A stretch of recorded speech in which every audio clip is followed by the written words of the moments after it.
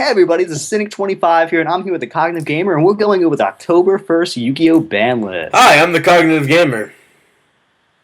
Great! And this is the ban list. From October 2014. Back in action. Back in action. We never left. We've always been in action. I guess.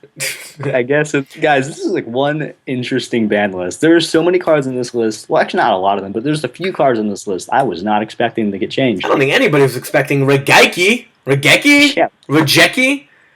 Raigeki? I think it's Raigeki. I think it is Raigeki. Anyway, nobody was expecting this card. Let's talk about the big one, which is Raigeki. No one was expecting this card. No one. This is like one of the very first cards to come out, right?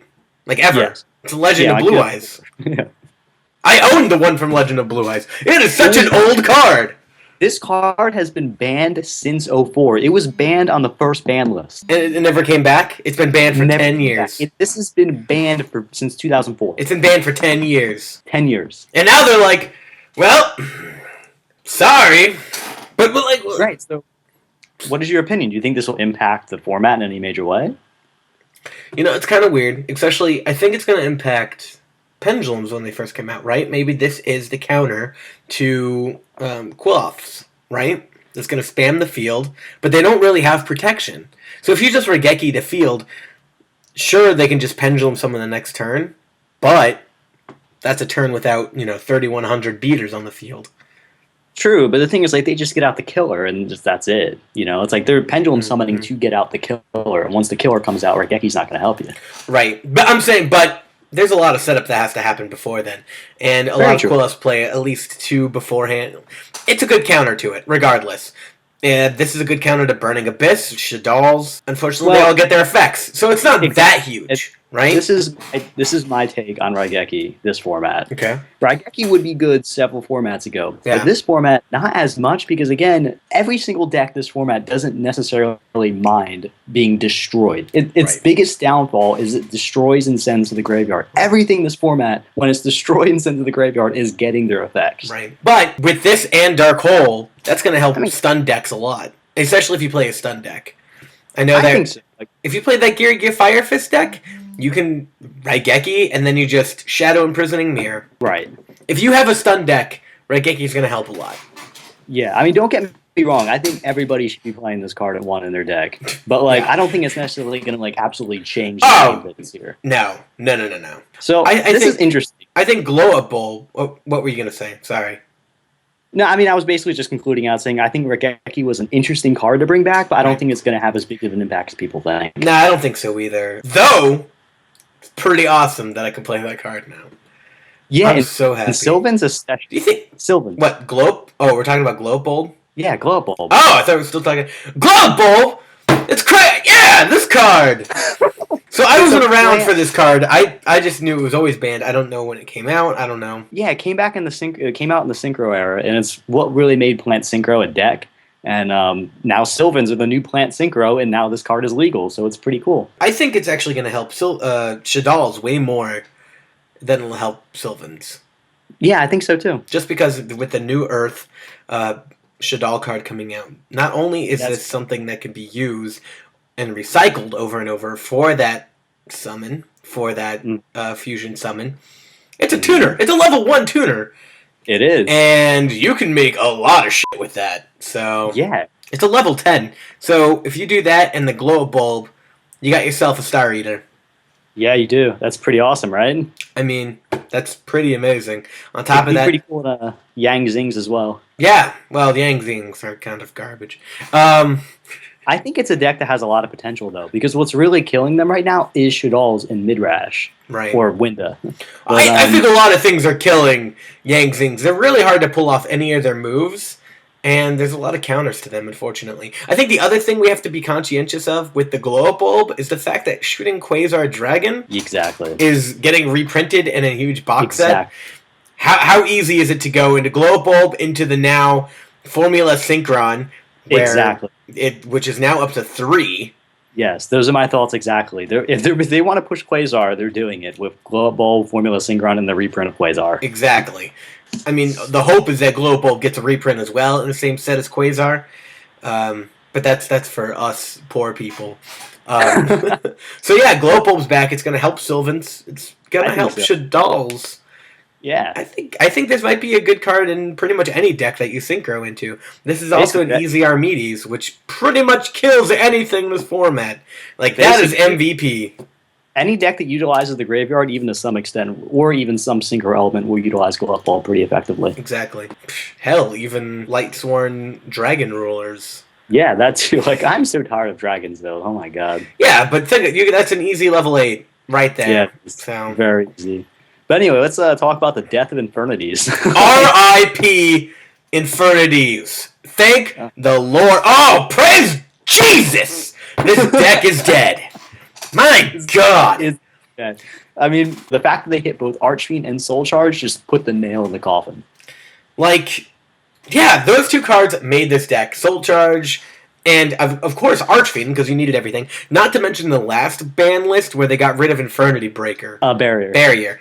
So they really wanted to put the nail in the coffin with Infernities. Why is that, you think? What's funny, though, is when they hit Barrier and they brought it to 1, that's when Infernity started doing better. It just makes no sense.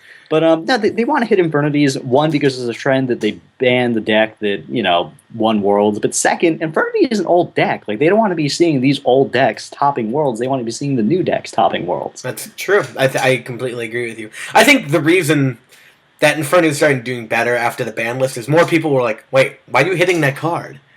I guess this deck is good. Let me start building this deck, right? Soul Charge. Soul Charge, honestly, is what really did it for Infernity. Yeah, I mean, good God, I hate Infernity.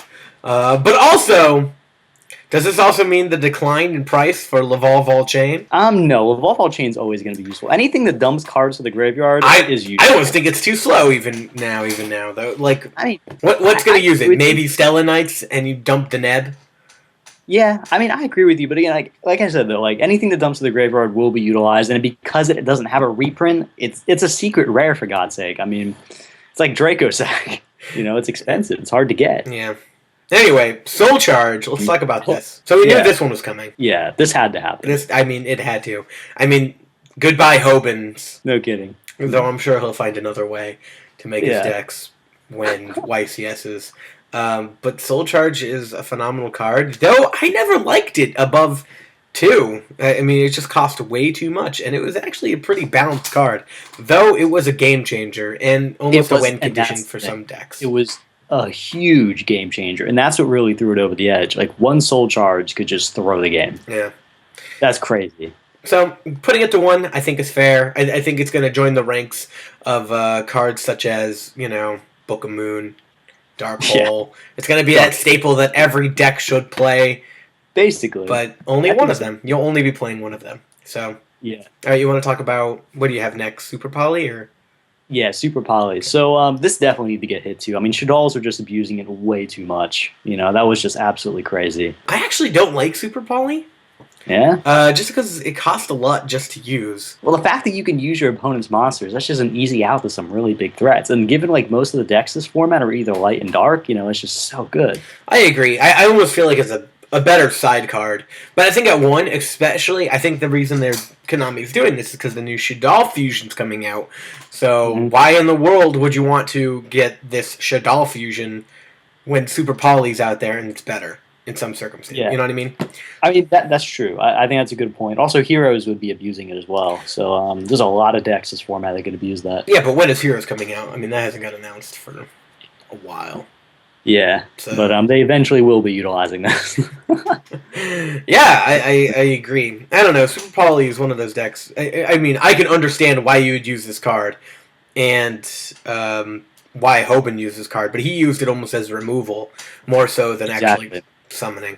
So yeah, it was sideboarded a lot. I know Burning Abyss also sideboarded it to get rid of problematic. Actually, no, Burning Abyss wouldn't side that. They don't have any fusions. No, unless they threw one in for shits and gigs, which is possible.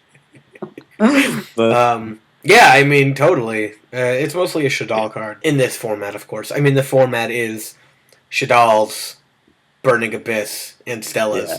I think I saw one Bujin deck top. I saw a couple Bujin decks top. I saw that Gurgia Firefist stun top. Yeah. And maybe more Lightsworn Droolers. But, I mean, if you look at the winners of YCSs, it is just Shadal, Burning Abyss, Shadal. So. Which is crazy. No one saw Burning Abyss just to be this top meta deck, you know?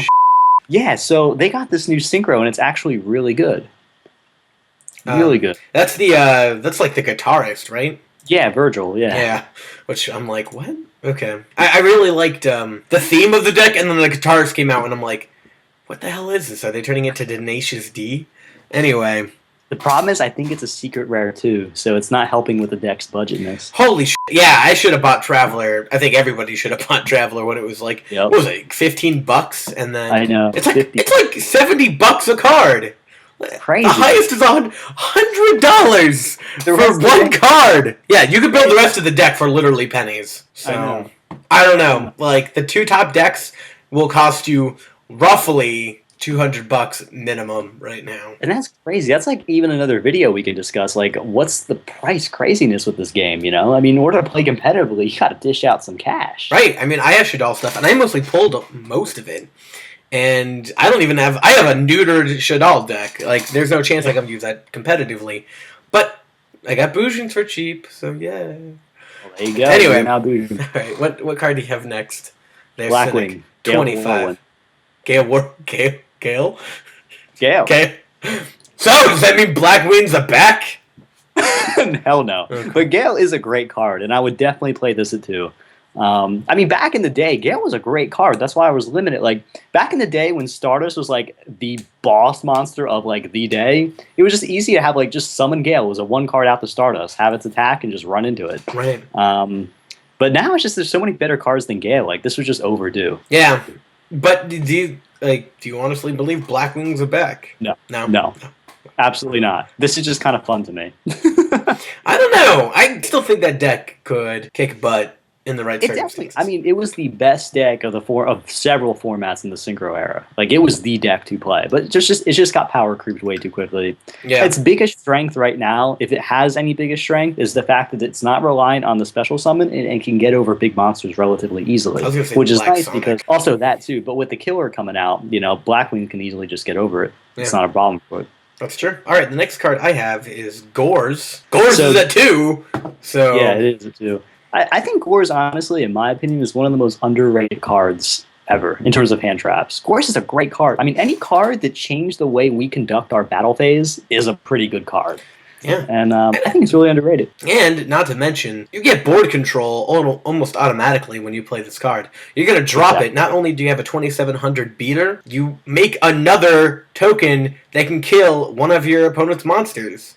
Exactly. And you can sync with the token. You can overlay Gores. It's great. It's a good card. It's very good. So what possibly could you be making if you could sync with this card? It's level 7. Well, no, you'd be syncing with the token. No, I got that. The token's also level 7. Oh, it is? Oh, I thought I copied the level. I mean, it's still possible. I mean, if you have a 3-tuner, you can make Leo. It's possible. Extremely. All right. So Gores. Probably run it in some decks? Yeah, I mean, in the OCG, Gores is a 3 right now. It's not making a huge impact, but I think there are some decks that can utilize it that don't run that much back row. But we'll see. Wolfbark to 3. Okay. What do you think before I give my opinion? Maybe Firefist returns. My bigger question is, why do you think they brought it back to 3 when it was at 1? I have no idea. Because Konami can't look me straight in the eye and say that it was fair that Wolfbark is at 1, yet Stellar Knight Altier was at 3. Because Stellar Knight Altier is better than Wolfbark, and Wolfbark's at 1. It made no sense. Yeah, maybe that's true. But I mean, again, that's a question of the format, right? But yeah, right. I mean, the game has changed so much in the last 2 months. But I guess that's true. I never thought of that. But I mean, that could be said about a lot of cards. Like, think of Stratos. I mean, true. But I mean, I don't know. Like, I'm not that butthurt over Stratos anymore because Shadow Mist is that much better. Yeah, so then why not just unban it? I don't know. Exactly. I mean, Konami's weird. I don't think they need to explain shit to you, Cynic. If they wanted Wolfbark to be banned an Altair to be at 7. They don't give a f***. So that would be terrible. Like that, Stella Knights is like basically Altair.deck. Like that's what runs the engine. No, Deneb. Well, both. I think a Deneb Altair combo. Altair gets Deneb, that in combo. Yeah, totally. All right, so Wolfbark. Does this mean Fire Fist return? I know that's. Oh no. No. All this means is they did justice to what should have been done. I think Fire Fist could slightly. I mean, with that new Fire Fist stun, maybe a little bit more on that. All right, Magician of Faith to 3. Nobody gives a shit, I think. Nope. I mean, they brought it back to 2, and nobody cared. Nobody cared. Nobody played this card. Nobody cared. And Rhoda at 3, obviously pushing Noble Knights, pushing. What else is Stella? Oh, Stella Knights, of course. That's basically all that is. Yeah, I mean, it's pushing their new stuff. But, I mean, that's huge. I mean, decks that could utilize this card can now kick some major butt. I mean, you have, I think, Super Heavy Samurais, right? Yeah, that too. That's the thing. Like seeing Rhoda at 3 in hindsight makes me ever wonder why it was at 1 in the first place. Because like back in the day, like this card's been banned. I mean, not banned. It's been limited forever at 1. And back in the day when there weren't that many searchers around, like searchers were pretty good. But nowadays there's so many archetypes with so much search potential that searching has just got power creep. You know, every deck now needs to have some kind of searcher. So it makes sense that this is at 3 now. Well, another thing, it thins your deck, right? I mean, if you get Rhoda into thing, Rhoda, I mean, not only do you thin your deck of 6 cards, which is huge, you're also putting 3 cards in your hand. I think that's, you know, if I was playing Battling Boxer and I had 3 Rhoda, I'd be kicking ass. You love Battling Boxers. Like, a year ago, 3 Rhoda and Battling Boxer, you might have a pretty formidable opponent. Think about this though, like think about like the impact this would have with Heroes just for a second, because Heroes was already like at its conception was a deck that everyone knew was good because it had so much search potential, even without Rhoda. It had 3 emergency calls, and then now Rhoda's at 3. That's 6 searchers just to begin with. Let's say Stratos was around, now is a searcher. Shadow Mist searches. A Hero Lives searches. Heroes has so much search potential. It's insane. Yeah, half your deck could search, and then exactly, and then you just win in 2 turns. Yeah. It's like, oh, half my deck is in the graveyard, my other half is in my hand, and then exactly right. Okay. What have we talked? We haven't talked about Ceasefire and Transmigration Prophecy. Correct. So Ceasefire is this Shadal support? I guess. Except flip effects are not activated. I don't know what this is. This is just a card that I think just got power creeped. It's not that good anymore. You know, it's just okay. We can put cards in our deck again. Yeah, but who the hell's using that? Nobody. So why not just make it unlimited? I don't get, like, why put it to 2? Is there just decks that just kick so much ass? I don't even remember why it got to 2 at the first place. Well, maybe this actually might be a Shadal counter. If you do this when your opponent's playing Shadals, it flips their monsters face up. They don't get their flip effects, and then you do 500 damage. That's possible. I mean, you could target any 2 cards in either player's graveyard. That's interesting. No, I'm talking about Ceasefire. Oh, you're talking about Ceasefire. Right. Oh, were we talking about Transmigration? Yeah. Oh, well, Transmigration Prophecy, who the f***'s playing that anymore? It's the same deal, though. Like, no one plays either of these 2 traps. Right, I don't know. Again, this might be Shadal counter. This might be pretty much anything. This might be meta counter. If this might be a good side. If you have Burning Abyss, they use that graveyard a lot. Boom, those things are back in the into the deck. If you're playing Stella Knights, boom, that's back in the deck. No more Deneb. What are you gonna do? So yeah, but it also reminds me of what's that card's name? Soul Release. The Crow. What's the Crow called? Oh, DD Crow. Yeah, DD Crow. Yeah. Yeah. It's kind of like DD Crow. I guess that actually would be good because they can miss timing on it. You're right. Exactly. So maybe this would be a good counter. I think another one is Soul Release. Right? It's not a counter, but I think that Soul Release, not only does it have a sexy blue naked lady on it, it might be good counters. I mean, it's along the same project, except it's not a counter. So, Transmigration Prophecy, I think, is a good thing against Shadal's Burning Abyss and Stella Knights. Really, it's balancing out that meta. Same with Ceasefire, right? Like, change all face-down position monsters to face-up defense, and then their effects are not activated, and then you inflict 500 damage for each one. That's crazy. I can see that being sideboarded. I could totally see that being sideboarded. Yeah, exactly. You flip them face-up, they don't get their effects, and then you're Raigeki, and then they get the effects they don't want. And then you're Raigeki. Way to utilize the entire ban list. And then Stratos is still banned, and then... Yep. It's okay. I honestly really am not that butthurt about Shadows anymore. No, that's okay, fine. If you were an Infernity player, how salty are you today?